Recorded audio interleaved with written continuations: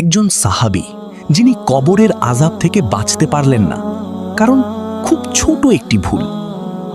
রাসূলুল্লাহ সাল্লাল্লাহু আলাইহি ওয়াসাল্লাম একদিন দুটি কবরের পাশ দিয়ে যাচ্ছিলেন।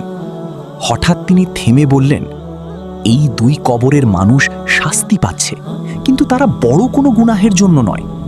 প্রথম ব্যক্তি মানুষের কথা একে অন্যের কাছে লাগাতো, আর দ্বিতীয় ব্যক্তি প্রস্রাবের পর ভালোভাবে পরিষ্কার হতো না। সাহাবীরা অবাক হয়ে গেলেন, এত ছোট ভুল, তবু এত বড় শাস্তি।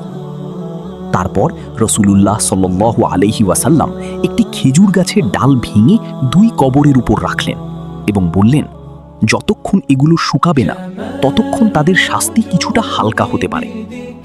আমরা অনেক সময় ছোট গুনাহকে গুরুত্ব দিই না, কিন্তু আল্লাহর কাছে তা অনেক বড় হতে পারে। আপনি মুসলিম হলে আল্লাহু আকবার কমেন্ট করুন।